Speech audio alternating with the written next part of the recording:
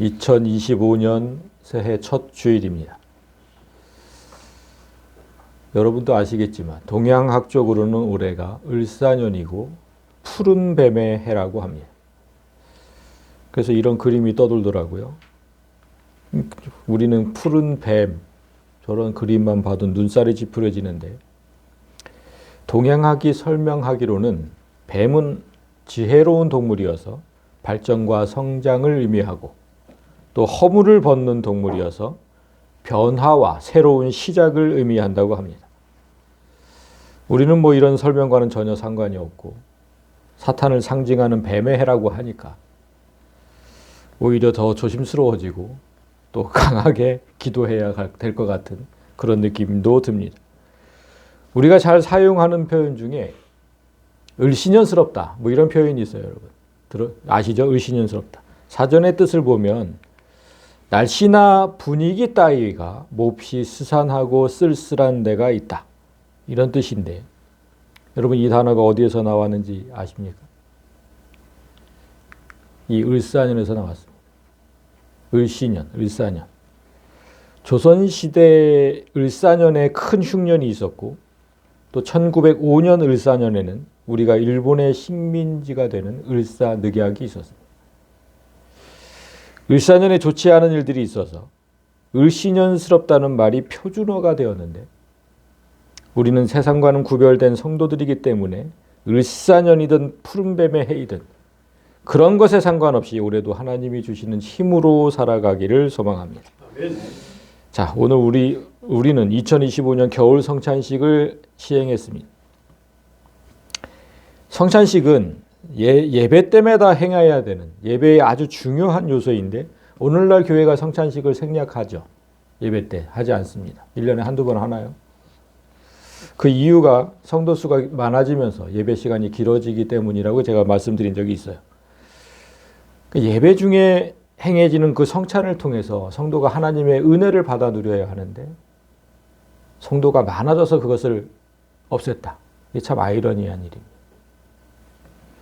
오늘날의 교회가 성찬의 의미를 잘 몰라서 예배 때마다 행하지 않는 것처럼, 바울이 세운 교회도 성찬을 욕되게 하면서 매주 시끄러웠다고 합니다. 그게 오늘 본문이었죠.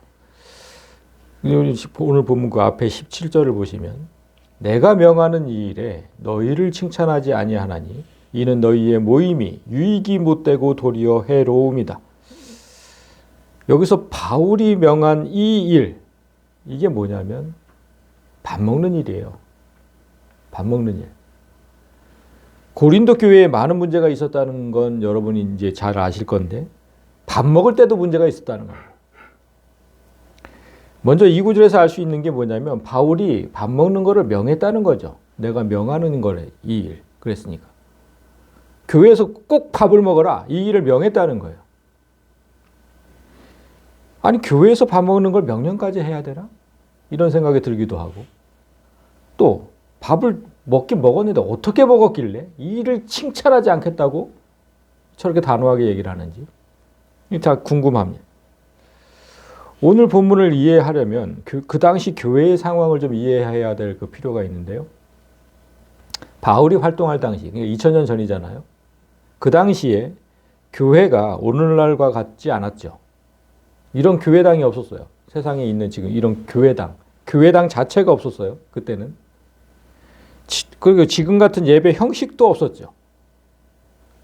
바울은 그리스도인들이 정기적으로 모이길 원했는데 모일 곳이 없어서, 우리가 성경상에서 보면 어떻게 했냐면 부유한 사람 집에 가서 모였습니다. 그 집이 크거든요. 넓은 뭐 마당이라든지 또 다락방이라든지 큰 공간, 그런 데서 모였어요. 그곳에 모여서 우리가 드리는 이런 예배를 드린 게 아니에요. 오늘날의 예배 형식은 그로부터 1500년이 흐른 뒤에 종교개혁 이후에나 만들어진 겁니다. 그러니까 그 당시에는 예배를 어떻게 했냐? 먼저 유대인들은 구약 히브리어를 아니까, 히브리인들이잖아요. 히브리어를 아니까 구약 성경을 읽고 그 말씀대로 살라는 권면을 하고, 그렇게 하는 게 예배의 전부였어요. 그런데 그런 예배조차도 히브리어를 아는 유대인들만 가능한 거예요. 바울은 어떻게 했습니까? 이방 땅에 가서 전했잖아요. 이방인들, 외국인들. 그들은 히브리어를 몰라요. 그래서 바울이 입으로 전한 그 복음밖에는 들을 수밖에 없었어요. 그랬다면 바울이 만약에 그 교회를 떠날 때는 어떻게 했을까? 정기적으로 모이는 게 무의미했죠. 성경도 없고 목사도 없는데 모이면 뭘 합니까? 아무 의미가 없어요. 모인다는 것 자체가. 그래서 바울이 교회를 떠나기 전에 그 교회를 세우고 또 다른 데 가서 전도하고 막 이랬잖아요. 그래서 한 교회를 세우고 떠나기 전에 항상 어떻게 했냐면 평신도 한 명을 세워놓고 자기가 쓴 편지를 읽어주라고 했습니다. 데살로니가 전서에 보면 있어요. 내가 주를 힘입어 너희를 명하노니 모든 형제에게 이 편지를 읽어주라. 바울의 편지가 오늘날 성경이 되었잖아요. 그러니까 이 편지를 읽고 함께 기도하는 건 훌륭한 예배가 됐었을 겁니다. 그러나 생각해 보면 모일 때마다 똑같은 편지를 읽고 끝난다면 그게 무슨 예배겠고, 그런 종교에 또 오래 다닐 사람도 별로 없죠. 맨날 똑같은 편지 읽고 끝나면. 그래서 바울이 한 가지를 더 주문한 겁니다. 다 모이거든 반드시 밥을 먹고 헤어져라. 공동 식사는 성경이 없던 시절에 교회가 하나 되는 거에 아주 큰 특효가 있었어요. 밥 먹는 게. 교회가 하나가 되는 거예요. 왜 그랬겠어요? 여러분 식구라는 단어의 뜻을 아십니까? 식구? 먹을 식, 입구. 그 밥을 함께 먹다는 뜻이에요. 식구는. 한 핏줄이 아니라도 자주 모여서 밥을 먹다 보면 자연스럽게 한 가족처럼 된다는 뜻입니다. 바울이 모이기를 힘쓰고 모일 때마다 밥을 먹으라고 한 이유는 교회 전체가 식구가 되고 가족이 되라는 뜻이었어요. 그런데 고린도 교회가 그 일을 아주 망쳐버렸습니다. 먼저 너희가 교회에 모일 때 너희 중에 분쟁이 있다 함을 들었다. 함께 밥 먹고 식구가 되라고 했더니 모일 때마다 싸웠다는 겁니다. 고린도 교회에 많은 문제가 있었지만 가장 큰 문제는 이거였어요. 성도들이 모이면 싸운다는 거. 그들은 분명 복음을 들었고 또 예수 그리스도를 믿는 성도들이었어요. 성도들. 그런데 그들의 영적 상태는 늘 어린아이였다고 고린도전서에 기록되어 있습니다. 늘 어린아이다. 여러분 어린아이의 특성이 무엇인지 아시죠? 내가 이렇게 행동하면 다른 사람이 어떤 상처를 입을지, 내가 이렇게 말을 하면 그 사람이 어떤 모욕을 느낄지, 어린아이는 그런 걸 일일이 생각하면서 말하지 않습니다. 그냥 되는 대로 말하고 되는 대로 행동하죠. 어린아이는 그저 본능에 충실하죠. 배고프면 자기 입에 뭔가를 넣어줘야 울지 않고 갖고 싶은 걸 가질 때까지 떼를 쓰는 게 어린아이입니다. 지밖에 모르는 거죠. 지밖에. 늘 시끄러운 교회는 그 교회의 어린아이들밖에 없다는 겁니다. 그래서 시끄러운 거예요. 고린도 교회의 분쟁은 특별히 부자와 가난한 자의 싸움이었어요.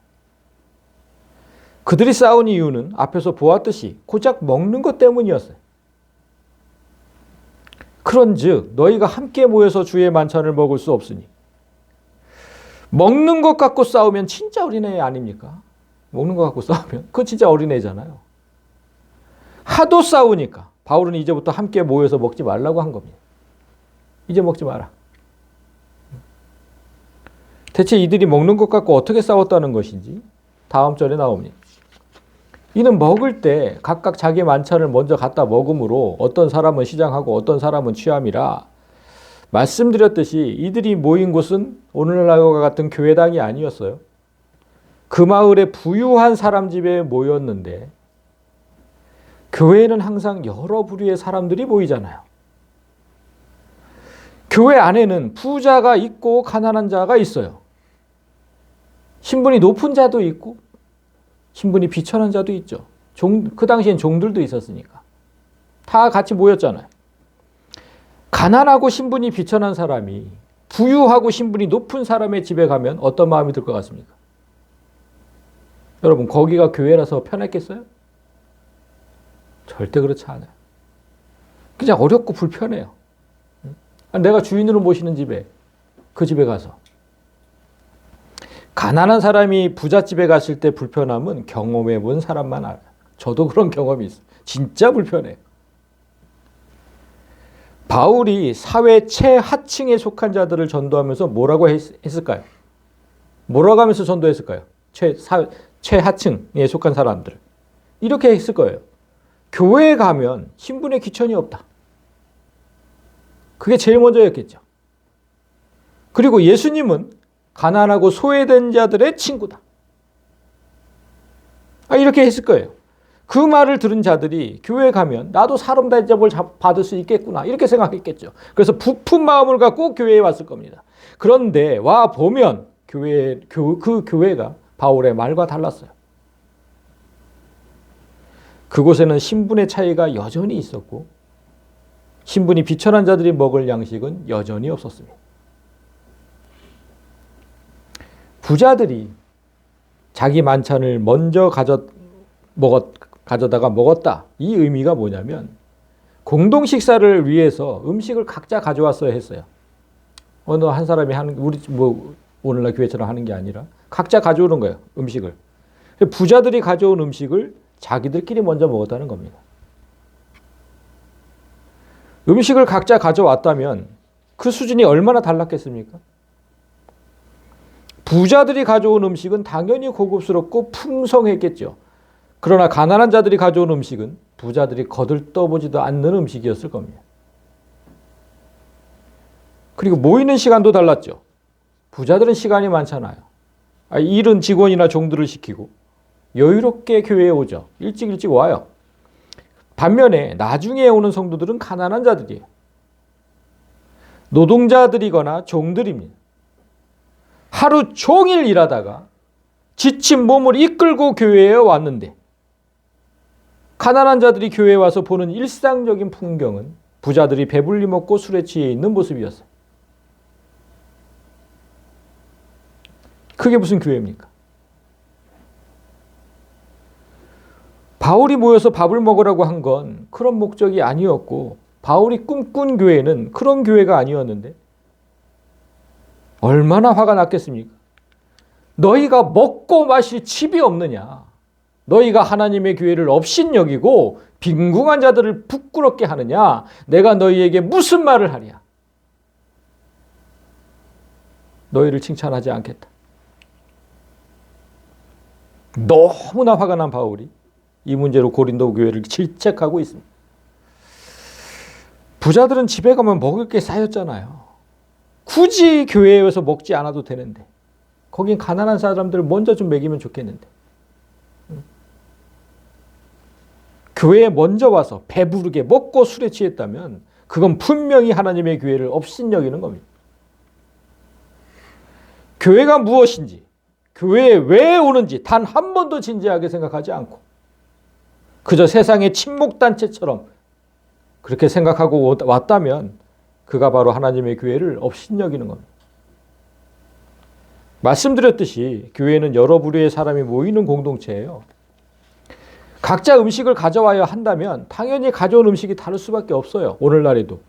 부유한 사람이 소갈비찜을 가져올 수 있고 가난한 할머니가 깻잎 장아찌를 가져올 수 있는 곳이 교회예요. 그 모든 음식을 한데 모아놓고 다 모이기를 기다렸다가 감사함으로 함께 먹는 곳이 교회고 식구예요. 지금 우리가 목도하고 있는 고린도 교회의 모습은 절대 교회일 수 없습니다. 바울은 고린도 교회의 이런 문제를 해결하기 위해서 예수께서 제정하신 그 공동 식사가 어떤 의미인지를 설명해 주기 시작합니다. 그게 이제 우리가 읽었던 본문이에요. 내가 너희에게 전한 것은 주께 받은 것이니 주 예수께서 잡히시던 밤에 떡을 가지사. 자, 내가 너에게 지금부터 얘기하는 건 주께 받은 것이다. 이렇게 얘기를 시작하는데 왜 그러냐면 바울은 사실 예수님 12제자 중에 한 사람이 아니잖아요. 그래서 예수님께서 마지막 만찬을 베푸실 때 그 자리에 없었어요. 그래서 예수님과 제자들이 함께 했던 그 마지막 만찬 자리가 어떻게 진행되었는지, 그 자리에서 예수님이 무슨 말씀을 했는지 전혀 알지 못해요. 그래서 이 말을 하는 겁니다. 지금부터 내가 말하는 건 주께 받아서 말하는 것이다. 그리고는 마치 그 자리에 있었던 것처럼 성찬의 모습을 똑같이 묘사하기 시작합니다. 주 예수께서 밥 잡히시던 밤에 떡을 가지사 축사하시고 떼어 이르시되 이것은 너희를 위하는 내 몸이니 이것을 행하여 나를 기념하라 하시고, 마치 그 자리에 있었던 것 같잖아요. 만찬에 직접 참여했던 12제자가 사복음서에 이 장면을 기록해 놨는데 전혀 다르잖아요. 똑같아요. 우리가 2000년 전 예수님께 말씀을 직접 듣지 않았어도, 우리는 직접 듣지 않았죠? 그런데 성령께서 들려주시는 말씀이 당시에 제자들과 들었던 말씀과 똑같다는 걸 이런 대목에서 알 수 있어야 되는 거예요. 여러분, 제가 성령을 통해서 듣는 말씀이 똑같아요. 2000년 전 제자들이 들었던 것과. 여기서 지금 기념하라 이렇게 지금 번역을 해놨는데 사실은 정확한 뜻은 기억하라는 뜻입니다. 기억해라. 너희가 내 몸을 먹었다는 사실을 잊지 말고 기억해라. 하나의 떡을 떼어서 여러 사람이 먹는 이유는 예수의 살이 십자가 위에서 찢어진 것을 우리가 나눠 먹는다는 뜻이잖아요. 그리고 식후에 또한 그와 같이 잔을 가지시고 이르시되 이 잔은 내 피로 세운 새 언약이니 이것을 행하여 마실 때마다 나를 기억하라 하셨으니, 붉은 포도주를 마시는 이유도 십자가 위에서 예수께서 흘리신 피를 나누어 마신 겁니다. 이 피를 마시면 우리는 새 언약에 들어가게 돼요. 새 언약. 그 새 언약이 무엇인지 다음 절에 봅니다. 너희가 이 떡을 먹으며 이 잔을 마실 때마다 주의 죽으심을 그가 오실 때까지 전하는 것이다. 오늘날 교회가 성찬식을 해야 하는 이유가 명확하게 나오고 있는 거예요. 떡과 포도주를 먹고 마시면서 예수께서 죽었다는 사실을 예수님 다시 오시는 날까지 전해야 되는 것, 그게 성찬의 목적이랍니다. 여러분, 이상하지 않습니까? 다시 한번 제가 말씀드릴게요. 성찬의 목적은 예수께서 부활하시는 것을 알리는 것도 아니고 성령이 오셨다는 사실을 알리는 것도 아니고 오직 예수께서 죽었다는 사실을 알리는 거래요. 그게 성찬의 목적이래요. 아니, 왜 그래야 됩니까? 우리에게 중요한 건 사실 예수의 부활이고 성령의 오심이거든요. 그런데 왜 그런 것들을 알리는 게 아니라 예수의 죽음을 알리는 게 목적이어야 됩니까? 우리 성찬 했잖아요. 그 성찬의 목적, 예수의 죽음을 알리는 거래요. 왜 그러냐면 예수의 죽음은 곧 내가 죽었음을 인정하는 것이기 때문입니다. 예수의 몸을 먹고 예수의 피를 마시는 건 내가 예수와 하나가 되었다는 뜻이잖아요. 아니, 예수의 몸이 내 몸이 된 거예요. 내가 먹었으니까. 내 몸이 됐고 예수의 피가 내 안에 들어가서 내 피가 됐잖아요. 그러니까 예수와 내가 하나가 됐잖아요. 그렇다면 생각해 보세요. 예수님은 죽고 부활하고 승천하셨죠. 이 세 단계죠. 그렇다면 예수님과 하나가 될 때 무엇부터 내가 하나가 되겠습니까? 죽는 것부터 하나가 되는, 당연하죠. 그래서 에베소서 2장 1절에서 이렇게 얘기한 거예요. 예수는 허물과 죄로 죽었던 너희를 살렸다. 죽은 게 먼저잖아요. 이 순서가 중요한 거예요. 죽어야 다시 살릴 거 아닙니까? 죽어야 다시 살리는 거잖아요. 만약에 여러분, 내가 죽었는데 다시 살아났다면 얼마나 기쁘겠습니까? 지난주일 참 안타까운 일이 있었잖아요. 비행기 사고로 돌아가신 분들이 정말 많이 일어났는데, 그분들이 만약에 다시 살아난다면 본인도 그렇고 가족들도 그렇고 얼마나 기쁘겠습니까? 얼마나. 이 말씀에 의하면 예수님은 죽었던 우리를 다시 살리셨대요. 그런데 우리는 하나도 기쁘지 않잖아요. 아니, 죽었다가 살아났다면 기뻐야 하는데 하나도 기쁘지 않아요. 살면서 그냥 인상 찌푸리는 일이 더 많죠. 우리가 왜 그런 기쁨을 느끼지 못하냐면 죽지 않았기 때문이죠. 죽어야 다시 살릴 건데 죽지 않아요, 성도들이. 죽지 않은 사람을 어떻게 다시 살립니까? 그러니까 여러분, 제가 단언컨대 여러분 삶이 고통스럽고 얼굴에 기쁨이 없다면 그건 죽지 않아서 그래요. 죽지 않아서. 내가 예수님과 함께 죽었다는 사실을 가장 명확하게 알려주는 말씀이 갈라디아서 2장 20절이죠. 내가 그리스도와 함께 십자가에 못 박혔다. 2000년 전 예수께서 십자가에 못 박힐 때 나도 분명히 같이 못 박혀 죽었다. 이 사실을 믿어야, 그래야 평안해요. 지안할 수 있다고, 여러분. 그런즉 이제는 내가 사는 것이 아니다. 착각하면 안 돼요. 우리 모두 죽었다니까요. 내가 사는 게 아니래잖아요. 여기 그러면 누가 살아있는 겁니까? 지금 살아있는 건 누굽니까? 오직 내 안에 예수 그리스도께서 사시는 것이다. 나는 죽었고 오직 부활하신 예수께서 살아계시는 거예요. 여러분, 아직 우린 부활하지 않았잖아요. 응? 예수님이 이선전에 부활하셨잖아요. 그 예수, 부활하신 예수께서 내 안에 살아계시는 거라고. 그래서 이제 내가 육체 가운데 사는 것은, 그러니까 내가 지금 육체 가운데 살아요. 여러분 각자의 몸을 보세요. 육체 가운데 살고 있죠? 근데 그게 나인 것 같냐는 거예요. 여러분 육체 가운데 살고 있는 게 나, 그거 속지 마세요. 나 아니에요. 육체는 허상이라고 제가 얼마나 말씀을 드렸습니까? 금방 썩어 없어진다는 사실을 여러분도 잘 아시잖아요. 고작 80년을 있다가 사라져버리잖아요. 어디로 갔는지 흔적도 없이 사라져버리잖아요. 80년만 있다가.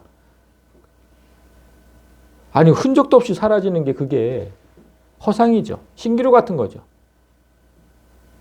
그 육체는 나가 아닌 거예요. 그 안에 어떤 영이 있는지가 중요한 거예요. 이 육체 안에 어떤 영이 있느냐. 그게 진짜거든요. 그래서 내가 육체 가운데 산다는 게 뭐냐면, 나를 사랑하사 나를 위하여 자기 자신을 버리신 하나님의 아들을 믿는 믿음 안에서 사는 것이다. 나를 사랑해서 나를 위해서 자기를 죽이신 예수께서 내 안에 살아계신다. 그 사실을 믿어야 한다는 거예요. 내가 사는 게 아니라 예수가 살아계신다. 남을 위해서 자기를 죽인 그 예수만 내 안에 살아있대요. 여러분, 이거 중요해요. 그렇다면 내가 어떻게 살아야 돼요?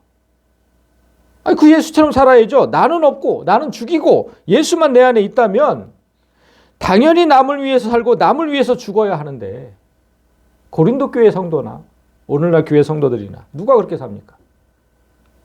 다 지들밖에 모르죠. 그러니까 맨날 교회가 시끄럽고 싸우죠. 내 안에 예수가 있는 성도를 찾는 일이 하늘의 별따기예요. 그래서 제가 우리 교회 십자가 탑에 큼지막하게 써서 붙여놓은 것 아닙니까? 저 위에 십자가에 내가 달린 모습을 보지 못하면 그 구원받지 못해요, 여러분. 내가 죽었다는 걸 보지 못하면. 십자가에 달린 예수만 보면 그는 절대 구원받지 못해요. 아니, 사실 생각해보면 십자가에 달린 예수는 세상 사람들도 다 보잖아요. 우리만 봐요, 그거? 세상 사람들도 다 봐요, 그거는. 거기에 내가 달린 거, 그건 세상 사람 못 보거든요. 우리만 볼 수 있는 거예요. 십자가에 달린 나를 보는 사람, 그 사람이 구원을 얻고 그 사람이 예수의 삶을 살아가요. 내가 그리스도와 함께 십자가에 못 박혔으니까 이제는 내가 사는 게 아니다. 이 말씀을 끊임없이 내 안에 선포하고 외부에 끊임없이 선포하고, 그게 성찬의 목적이라고 지금 얘기한 거예요. 너희가 이 떡을 먹으며 이 잔을 마실 때마다 주의 죽으심을 그가 오실 때까지 전하는 것이니라. 다시 한번 말씀드린 겁니다. 이게 성찬의 목적이다. 십자가에서 찢긴 예수의 살을 내가 먹었어요. 십자가에서 흘리신 그 피를 내가 먹었다. 그런데도 여전히 나 자신은 시퍼렇게 살아있다면 그는 예수의 몸과 피에 대해서 죄를 짓는 거죠. 예수님의 살과 피를 무의미하게 만든 거잖아요. 아무 쓸데없이. 그냥 명심해야 돼요. 앞으로 성찬식에 빵과 포도주를 먹고 마실 때마다 어떻게 해야 되는지. 여러분, 3개월 후에 또 우리가 할 건데. 잊어버릴까 봐. 기억하셔야 돼요. 빵과 포도주를 먹고 마실 때마다 예수와 함께 내가 죽었다는 사실을 인정해야 합니다. 그가 성찬식을 제대로 이해한 사람이고 예수로 다시 태어날 수 있는 사람이에요.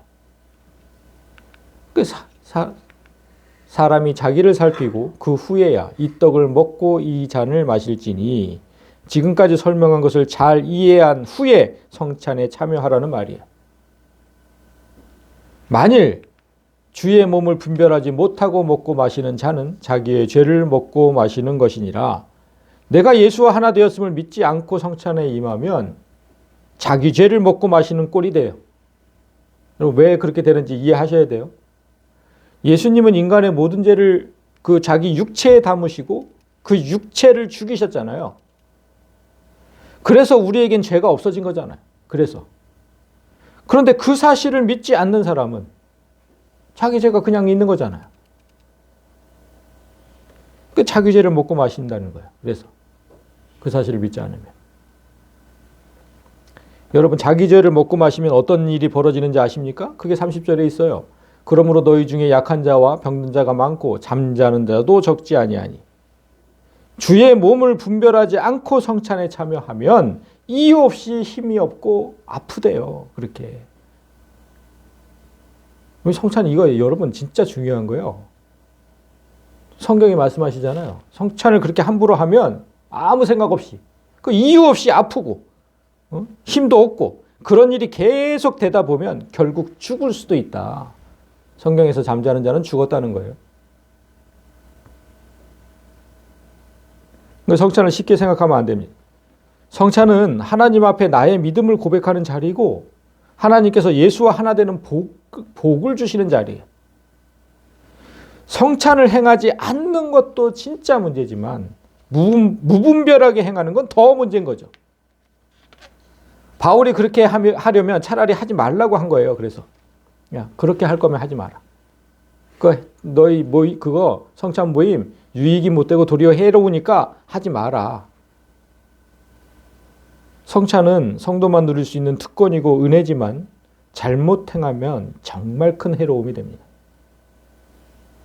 우리가 1년에 4번은 빵과 포도주로 성찬식을 행하지만 나머지 48번의 성찬식은 입으로 고백하고 있잖아요. 여러분 이거 잘 보세요. 우리는 예수께서 하나님 말씀인 것을 믿어요.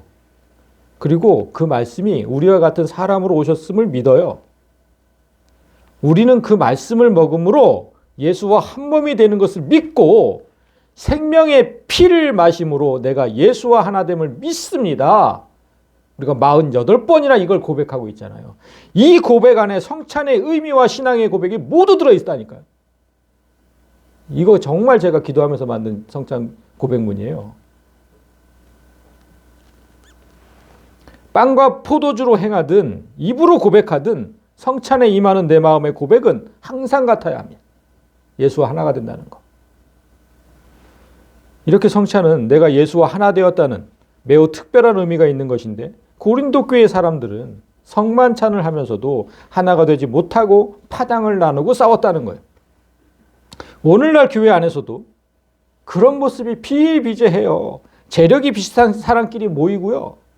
우리는 성도가 얼마 안 되니까 그런 일이 없지만 수백 명, 수천 명 모이는 사람들 가보세요. 그런 교회 가보면 재력이 비슷한 사람끼리 모이고 학력이 비슷한 사람끼리 모이고 심지어는 고양이 같고 마음에 맞는 사람끼리 모여서 지들끼리 먹고 마시죠.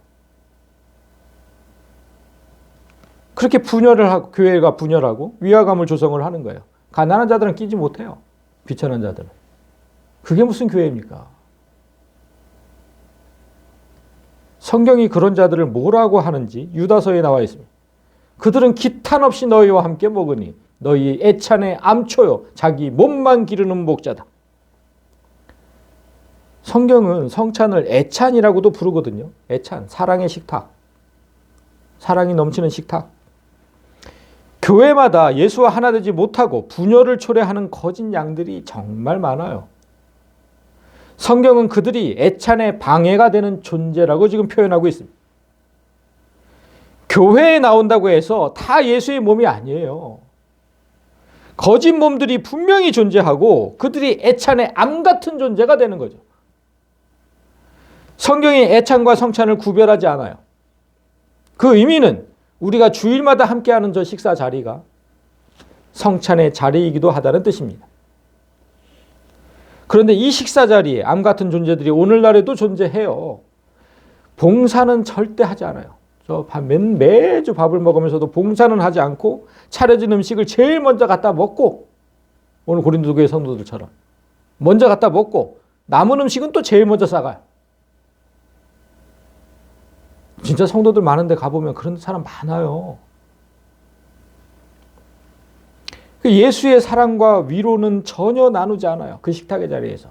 그 식탁은 그런 자리거든요. 예수의 사랑을 나누고 위로를 나누고. 지난주에 어떻게 지내셨어요? 잘 지내셨어요? 별일 없으셨어요?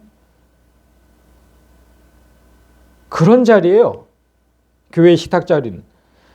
그런데 그렇게 하지 않아요. 그래서 바울은 그런 자들은 차라리 집에서 밥을 먹으라는 거예요.